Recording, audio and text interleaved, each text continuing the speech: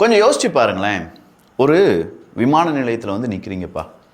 ஒரு 10-30 பேர் கியூ நின்றுட்டுருக்கீங்க. இப்போ தான் எல்லாமே இப்போ லக்கேஜ் எல்லாம் நீங்கள் என்ன செய்கிறீங்க அப்படி கொடுத்துருக்கும்போது திடீர்னு பார்த்தா மேலே இருக்கக்கூடிய கூரையிலேருந்து டமார்னு ஒரு சவுண்டு.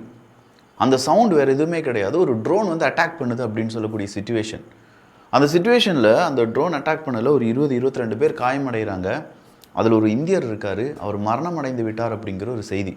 இது நடந்தது வேறு எங்கேயுமே கிடையாது, குவைத்தில். இது ஏன் நடந்துச்சு அப்படின்னு கேட்டால் இதுக்கு பின்னாடி இருக்கிறது ஈரான் அப்படின்னு சொல்கிறாங்க. அப்போ ஈரானுடைய தாக்குதல் தொடர்ந்து கொண்டு இருக்கிறதான்னு கேட்டால் எஸ், தொடர்ந்துக்கிட்டு தான் இருக்குது. இல்லையே விக்கி, ஆனால் பெருசாக நியூஸ் சேனல் அப்படி எதுவுமே தெரியலேன்னு கேட்டால் இது நார்மலைஸ் செய்யப்பட்டு விட்டது.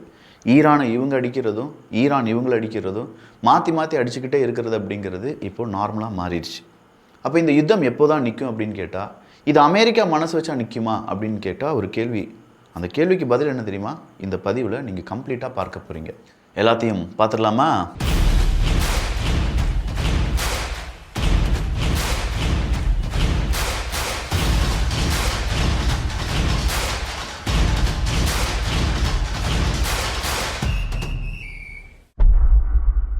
ஒரே ஒரு கேள்வி இந்த வீடியோ பார்த்துட்டு இருக்கிறவங்க கிட்ட, ஒரு 10-15 வருஷத்துக்கு பிறகு நம்ம லைஃப் எப்படி இருக்கும் அப்படின்னு சொல்லி நீங்கள் நினைக்கிறீங்க? கொஞ்சம் பேர் வெல் செட்டில்ட் ஆகணும், கொஞ்சம் பேர் இல்லை நல்லா வீடு வாங்கணும், இன்னும் பேர் இல்லை கார் வாங்கணும், நம்ம குழந்தைகளை நல்லா படிக்க வைக்கணும் அப்படின்னு சொல்லி. ஸோ 10-15 வருஷத்துக்கு பிறகு நடக்க வேண்டிய விஷயத்தை இப்போ யோசிச்சா இப்போ இருந்தே நம்ம பணம் சேர்த்து வைக்கணும். பட் நம்முடைய பணத்தை ஐடியலாக பேங்க்கில் போட்டு வச்சா எந்த பிரயோஜனமும் இல்லை. சரியான நேரத்தில் சரியான இடத்துல இன்வெஸ்ட் பண்ணணும் அப்படின்னு சொல்லியிருப்பேன். பல இடங்களில் இதை பற்றியான வீடியோஸ் அண்ட் அதுக்கான ஐடியா டிப்ஸ் எல்லாமே நம்ம கொடுத்துருப்போம். ஸோ மறுபடியும் ஹாப்பியான ஒரு மூமெண்ட், அதே மாதிரியான ஒரு இன்வெஸ்ட்மெண்ட் ஆப்பர்ச்சுனிட்டி வந்திருக்கு. HDFC லைஃப் அவங்களுடைய புதிய NFO அறிமுகம் செஞ்சிருக்காங்க. டாப் 500 ஸ்மார்ட் வேல்யூ 50 ஃபண்ட் அப்படிங்கிறது தான் வர்ற 15ஆம் தேதி, அதாவது இன்னும் 11 தினங்கள் NAV 10 ரூபாய்க்கு உங்களால் வாங்க முடியும். மேலும் விவரங்களுக்கு கீழே இருக்கக்கூடிய லிங்க் அப்படின்னா ஸ்க்ரீனில் தெரியக்கூடிய QR கோடை யூஸ் பண்ணிக்கோங்க. தமிழ் கால்பேக் ஆப்ஷனும் இருக்குது. ஏஜென்ட் உங்கள் வீட்டுக்கு வரதா இருந்தாலும் அதையும் அவங்க ப்ரொவைட் பண்ணுறாங்க. கடந்த 5-10 வருடங்கள் இந்த NFO-னுடைய இண்டெக்ஸ் எடுத்து பார்த்தோம்னா 28% CAGR 5 வருடங்களையும் 20% CAGR கடந்த 10 வருடங்களையும் இது கொடுத்துருக்கு. அது மட்டும் இல்லாமல் இது ஒரு லாங் டேர்ம் இன்வெஸ்ட்மெண்ட்டுக்கான சரியான ஆப்பர்ச்சுனிட்டி. அடிஷனலாக மாத பிரீமியத்தில் 120 மடங்கு நமக்கு லைஃப் கவர் அப்படிங்கிறது கிடைக்கும். வருஷத்துக்கு 2 லட்சம் ரூபாய் இன்வெஸ்ட் பண்ணி அதில் கிடைக்கக்கூடிய லாபத்துக்கு டாக்ஸ் இல்லை என்பதும் குறிப்பிடத்தக்கது. NRI மாதம் 18,000 இன்வெஸ்ட் பண்ணிங்கன்னா 2 கோடி வரை கிடைக்கிறதுக்கான வாய்ப்புகளும் இருக்குது. ஆனால் இது 5 வருஷம் லாக்கிங் பீரியட். ஸோ மாதம் உங்களால் எவ்வளோ முடியுமோ அதை தான் நீங்கள் இதில் இன்வெஸ்ட் பண்ணணும். சொன்ன மாதிரியே 15ஆம் தேதி இன்னும் 11 தினங்கள் இருக்குது. இதுக்கான ஃபுல் டீடைல்ஸ்க்கான லிங்க் கீழே டிஸ்கிரிப்ஷனில் இருக்க யூஸ் பண்ணிக்கோங்க. முதல் விஷயம், ஏர்போர்ட்டுக்குள்ளேயே ஒரு அட்டாக் அப்படிங்கிறத ஈரானால் செய்ய முடிகிறது அப்படிங்கிறது நமக்கு தெரிஞ்ச விஷயம்தான். ஆனால் எகெயின் அண்ட் எகெயின் ஏர்போர்ட்டுக்குள்ளே இப்படி ஒரு ட்ரோன் அட்டாக்கை குவைத்து தாங்கி கொண்டிருக்கிறதே அப்படிங்கிற கேள்விக்கு அமெரிக்கா அதை தடுக்கலையா? அமெரிக்காவினுடைய ஏவுகணைகள், அமெரிக்காவினுடைய தடுப்பு ஏவுகணைகள் மீண்டும் அமெரிக்க நண்பர்களை ஏமாற்றுகிறதா அப்படிங்கிற ஒரு கேள்வி இருக்குது. இந்த கேள்விக்கு நம்ம உக்ரைன் பக்கத்துலேருந்து பதிலை தேடலாம். உக்ரைனுடைய அதிபர் ஜெலன்ஸ்கி அவர்கள் அமெரிக்கா அவசரமாக ஒரு லெட்டர் எழுதுகிறார். பேட்ரியாட்டிக் மிசைல் சிஸ்டம் அப்படிங்கிறத உங்களால் எனக்கு தர முடியல அப்படின்னா நானே உருவாக்கிக்கிறேன், அதுக்கான பேட்டன்ட், அந்த லைசன்ஸ், அது உருவாக்கக்கூடியதுக்கான லைசன்ஸ் எல்லாமே எனக்கு தாங்க அப்படின்னு சொல்லி கேட்குறார். ஸோ இந்த அளவுக்கு அமெரிக்காவினுடைய அரசாங்கத்தை மட்டுப்படுத்துவது இல்லாட்டி மிகப்பெரிய அளவில் கொச்சைப்படுத்துவது வேறு யாராலையுமே முடியாது. உக்ரைனுடைய அதிபர் ஜெலன்ஸ்கி அவர்கள் அமெரிக்காவினுடைய ஒட்டுமொத்தமான கிரெடிட்டையும் தூக்கி கீழே போட்டு, உங்களால் முடியலன்னா சொல்லுங்கள், நான் மேனுஃபேக்சர் பண்ணிக்கிறேன், எனக்கு தேவையான பேட்ரியாட்டிக் மிசைல் அப்படிங்கிறத அவர் கேட்குறார். இதுலேருந்து என்ன புரியுது? அமெரிக்காவால் முடியாது, உக்ரைனால் முடியும் அப்படிங்கிற மாதிரி நமக்கு புரியுது. பட் உண்மை அது கிடையாது. அமெரிக்காவுக்கு மனசு இல்லை. அமெரிக்காவுக்கு மனசு இருந்தாலும் அதை உருவாக்கக்கூடிய அளவுக்கு அமெரிக்காவில் இருக்கக்கூடிய ஆயுத நிறுவனங்கள் தயாராக இல்லை. அப்படி ஆயுத நிறுவனங்கள் ஒரு வருஷத்துக்கு எவ்வளோ அவங்களால 800லேருந்து 850 வரை தான் இந்த பேட்ரியாட் மிசைல் சிஸ்டம்லாம் உருவாக்க முடியும். அதன் பிறகு அடுத்த வருஷத்துக்கு தான் அவங்க உருவாக்கி வச்சுருப்பாங்க. ஆனால் கிட்டத்தட்ட 550-600 யூனிட்டுக்கு மேலே யார்கிட்ட கொடுத்துட்டாங்க? இப்போ நம்ம உக்ரைனுக்கெலாம் கொடுத்துட்டாங்க. இந்த பேட்ரியாட் மிசைல் சிஸ்டத்தை வச்சு தான் பெரிய ஆட்டம் காண்பித்து கொண்டிருந்தது அமெரிக்கா அப்படின்னு சொல்லும்போது தான் இங்கே அமெரிக்காவினுடைய நட்பு நாடுகள் எல்லாம் ஏமாற்றம் அடைகிறார்கள். அதன் அடிப்படையில் தான் எகெயின் இங்கே குவைத் உட்பட பல நாடுகளில் ஈரான் என்ன செய்கிறாங்க? அவங்களுடைய அட்டாக்கை நடத்துகிறாங்க. ஈரான் இப்படி ஒரு அட்டாக் நடத்துறதுக்கான காரணம் அமெரிக்காவும் தான். அமெரிக்காவினுடைய விமானப்படை திடீர்னு பார்த்தா ஈரான் மீது தாக்குதல் நடத்துகிறாங்க. கேட்டால் எங்களுடைய டிஃபென்ஸுக்காக நாங்கள் என்ன செஞ்சோம், இந்த மாதிரி தாக்குதலை நடத்தினோம். எங்களுடைய டிஃபென்சிவ் செலெக்ஷன் அப்படிங்கிறது அங்கேருந்து எங்களுக்கு ஒரு இன்ஃபர்மேஷன் கிடச்சிச்சு, அது கிரெடிபிள் இன்ஃபர்மேஷனாக இருந்துச்சு. ஈரான் உடனடியான ஒரு அட்டாக் நடத்துகிற போகிறாங்க, அதனால் நாங்கள் அவங்கள அடிச்சிட்டோம், அதனால் அவங்க அட்டாக் நடத்தலை. ஒருவேளை நாங்கள் அட்டாக் நடத்தலைன்னா எங்கள் மேலே அட்டாக் நடத்தியிருப்பாங்க. இது யார் உங்களுக்கு இந்த கிரெடிபிள் சோர்ஸ் சொன்னா அப்படின்னு கேட்டால் நேராக அமெரிக்கா இஸ்ரேல் எட்டி பார்க்குறாங்க. ஏய் இஸ்ரேல் நீ தானாயாது அப்படின்னு கேட்குற மாதிரி இருந்துச்சு. என்ன விஷயம் அப்படின்னு கேட்டால், இஸ்ரேலை பொறுத்த வரைக்கும் 2 நாடுகளை அழிக்க வேண்டும். ஒன்று லெபனன், அதுக்குள்ளே ஹிஸ்புல்லா இருக்காங்க. இன்னொன்று காசா, ஆல்மோஸ்ட் முடிஞ்சிருச்சு. அடுத்ததாக இருக்கக்கூடியது ஈரான் தான். அப்போது இஸ்ரேல் லெபனனுக்குள்ளே அட்டாக்கை தொடர்ச்சியாக நடத்திக்கிட்டே இருக்காங்க. இன்றைக்கி ஹிஸ்புல்லாவினுடைய தலைவர் என்ன தெரியுமா சொல்லியிருக்காங்க, லெபனன் அரசாங்கமும் இஸ்ரேலும் பேச்சுவார்த்தையில் ஈடுபடுவது ஷேம்லெஸ். வெக்கமா இல்லை? நீங்கள் 2 பேரும் பேச்சுவார்த்தையில் ஈடுபட்டுருக்கீங்க. 3400 லெபனீஸை கொன்று இருக்காங்க இஸ்ரேல். 1-2 நபர்கள் கிடையாது. இந்த இன்பிட்வீன் இப்போ நடந்த சமீப அட்டாக்ல 3000க்கும் அதிகமான நபர்கள் கொல்லப்பட்டு இருக்கிறார்கள். சதன் லெபனன் பக்கமாக இஸ்ரேலினுடைய தாக்குதல் நாளுக்கு நாள் அதிகமாயிட்டே இருக்குது.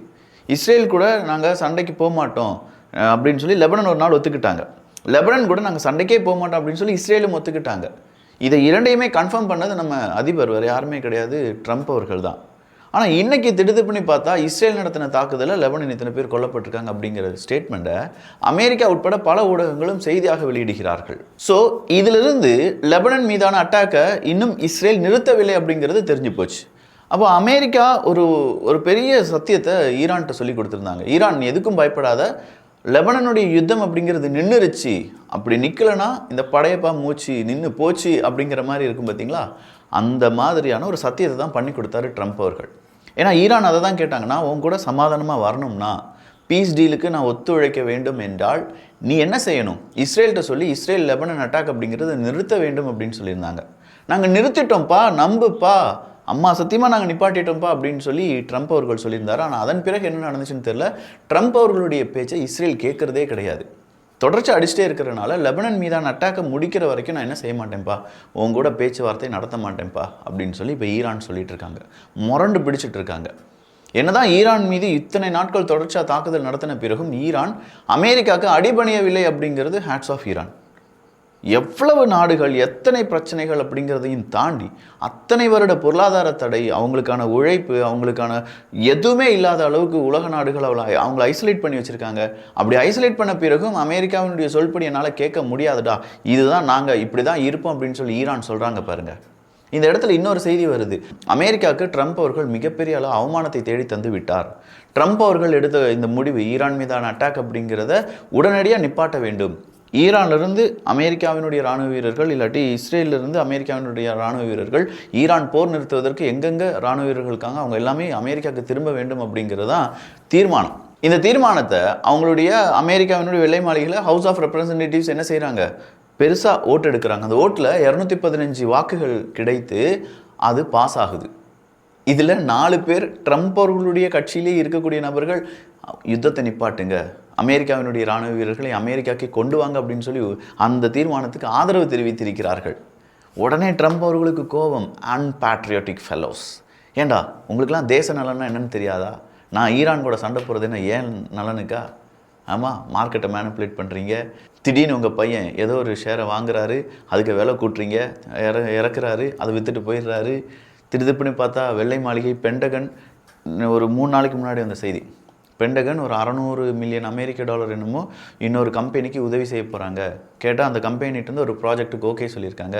அந்த கம்பெனி வேறு யாரோடைய இதுவும் கிடையாது, ஜூனியர் நம்ம ட்ரம்ப் அவர்கள் இருக்கார்ல, அவர் ஒரு 2-3 மாதத்துக்கு முன்னாடி வாங்கினதான். அந்த கம்பெனி கீழே போயிருந்திருக்கு. அந்த கம்பெனி ஒட்டுமொத்தமான ஷேரையை நான் வாங்கிக்கிறேன்னு சொல்லி வாங்கி இப்போ அதுக்கான உரிமையாளராக மாறியிருக்காரு ஜூனியர் ட்ரம்ப் அவர்கள். இன்றைக்கி அதே நிறுவனத்துக்கு பென்டகன் என்ன செய்கிறாங்க, ஏகப்பட்ட ஆஃபர்ஸ் அள்ளி தெளித்து எனக்கு இந்த ஆயுதத்தை உருவாக்கித்தா, எனக்கு இதை செஞ்சுத்தா, இந்தா 600 மில்லியன் அப்படின்னு சொல்லி நெப்போ கிட்ஸுக்கெல்லாம் செம்மையான ஆஃபர்ஸ் அள்ளி தெளிச்சிட்டு இருக்காங்க. அப்போ இது எல்லாமே அமெரிக்காவில் இருக்கக்கூடிய அங்கே இருக்கக்கூடிய அரசியல்வாதிகளுக்கு பெரிய அளவில் பாதிப்பையும் எரிச்சலையும் ஏற்படுத்துகிறது. சரி, அப்போ ஹவுஸ் ஆஃப் ரெப்ரசன்டேட்டிவ் இந்த யுத்தத்தை நிப்பாட்ட வேண்டும், அங்கங்கே இருக்கக்கூடிய அமெரிக்க இராணுவ வீரர்கள் அமெரிக்காவுக்கு திரும்ப வேண்டும் அப்படின்னு சொல்லி ஓட்டுகள் போட்டு அது சக்ஸஸும் ஆயிடுச்சு விக்கி அப்படின்னு கேட்டால், இது கடைசி எங்கே போய் நிற்கும் தெரியுமா, அமெரிக்க அதிபர்கிட்டே வந்து நிற்கும். அமெரிக்க அதிபர் என்ன தெரியுமா செய்வார், வீட்டோ பண்ணிடுவார். அவ்வளோதான், அவர்கிட்ட அந்த பவர் இருக்குது. ஸோ ஹவுஸ் ஆஃப் ரெப்ரசன்டேட்டிவில் அமெரிக்காவினுடைய அதிபர் ட்ரம்ப் அவர்களுக்கு எதிராக இந்த வாக்குகள் இருந்தாலும் அதை வீட்டோ பண்ணுறதுக்கான பவர் அமெரிக்க அதிபருக்கு இருப்பதால் இது பாஸ் ஆக போகிறது கிடையாது. அப்படின்னா இன்னைக்குள்ள யுத்தத்தை இன்னும் வர்ற எத்தனை வாரங்களோ வருடங்களோ எடுக்க போகுதுன்னு தெரியல. ஆனால் யுத்தத்தை நிப்பாட்டுவாங்களான்னு கேட்டால் இல்லை.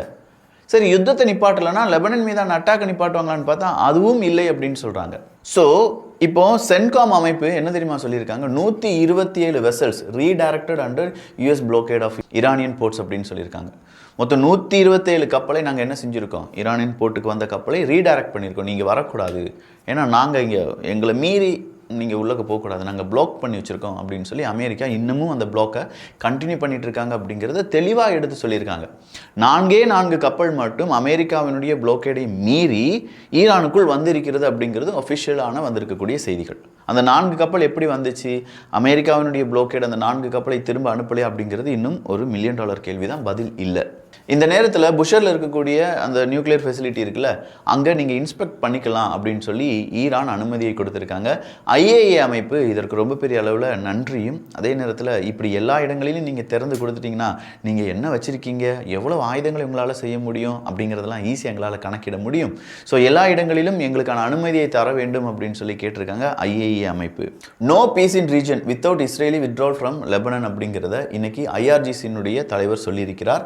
ஈரான் வாரை பொறுத்த வரைக்கும் ஹிஸ்புல்லாவினுடைய chief northern Israel will not be a safe as long as Lebanese villages are bombed அப்படின்னு சொல்லியிருக்காங்க. ஸோ நார்த்தன் இஸ்ரேல் பக்கமாக இருக்கக்கூடிய மனிதர்கள், உங்களுடைய உயிருக்கு உடமைக்கு நான் உத்தரவாதம் கிடையாது, நீ லெபனன் பக்கமாக அதிகமாக குண்டுகளை போடுற வரைக்கும் உன்னுடைய நார்த்தன் இஸ்ரேல் பக்கமும் நாங்கள் குண்டுகளை அடிப்போம், நாங்கள் ராக்கெட்டை ஏவி விடுவோம் அப்படின்னு சொல்லி இப்போ ஹிஸ்புல்லாவினுடைய தலைவர் சொல்லியிருக்காங்க. மறுபடியும் முதல்ல இருந்தாப்பா உலகம் தாங்காதுப்பா அப்படின்னு சொல்லி நாம் இங்கே கத்துனாலும் கதறினாலும் அவங்க அந்த சண்டையை போட்டுக்கிட்டே தான் இருக்காங்க அப்படிங்கிறது தெரியுது. ஸோ ஓவராலாக பார்க்கும்போது லெபனன் யுத்தம் முடிகிற மாதிரி இல்லை. ஆனால் அமெரிக்காவினுடைய பேச்சுக்கள், அமெரிக்க அதிபர் கொடுத்த கமிட்மெண்ட் எல்லாமே ஃபெயிலியர் ஆயிடுச்சு. இன்றைக்கி இஸ்ரேல் தொடர்ச்சியாக அவங்களுடைய தாக்குதலை நடத்திட்டு இருக்கும்போது ஈரான் அகெயின் அண்ட் அகெயின் மறுபடியும் குவைத், அரபுலக நாடுகள் அப்படின்னு சொல்லி பல நாடுகளை அடிக்க ஆரம்பிச்சிட்டாங்க. ஒரு இந்தியர் இறந்திருக்காரு. இப்போ யுத்தம் நிற்கவில்லையா என்று கேட்டால் நிற்கவில்லை. அப்போ யுத்தம் நின்றுருச்சா, அதனால தான் பீஸ் டீல் வந்திருக்கா அப்படின்னு கேட்டால் யுத்தம் நின்றுருச்சு. என்னடா விக்கி குழப்பறிய, யுத்தம் நின்றுருச்சுன்னு சொல்கிற, நிற்கலை அப்படின்னு சொல்கிற. எஸ், இதே கன்ஃபியூஷனில் தான் எல்லாருமே இருக்காங்க. எல்லா மார்க்கெட்டும் இருக்குது, எல்லா நாடுகளும் இருக்காங்க. நாளைக்கு இதற்கான முடிவு கிடைக்கும் அப்படின்னு சொல்லியிருக்காங்க. அந்த முடிவில் ஈரான் என்ன டிசைட் பண்ணியிருக்காங்க அதை பொறுத்து அந்த முடிவு எப்படி வேணாலும் இருக்கலாம். ஸோ நாளைய பதிவு, வியூகத்தில் வரக்கூடிய பதிவு ரொம்ப ரொம்ப இம்பார்ட்டண்டான பதிவு. ஏன்னா இந்த தாக்குதல், அதுக்கு அடுத்தபடியாக லெபனனுடைய தாக்குதல், ஈரான் அடுத்ததாக என்ன செய்ய போகிறாங்க அப்படிங்கிறதெல்லாம் நாளைக்கு ஒரு பெரிய ப்ரெஸ் மீட் வச்சு சொல்ல போகிறாங்க. என்ன நடக்குது அப்படிங்கிறத தெரிந்து கொள்வதற்கு வியூகம் சேனலை பார்த்துக்கோங்க. நம்மளே சொன்ன மாதிரி 15ஆம் தேதி வர மட்டுமே இருக்கக்கூடிய இன்வெஸ்ட்மெண்ட் ஆப்பர்ச்சுனிட்டிக்கான லிங்க் கீழே டிஸ்கிரிப்ஷனில் இருக்குது, அதை யூஸ் பண்ணிக்கோங்க. நல்லதை பகிர்ந்து நல்ல சமுதாயத்தை உருவாக்குவோம். நன்றி, வணக்கம்.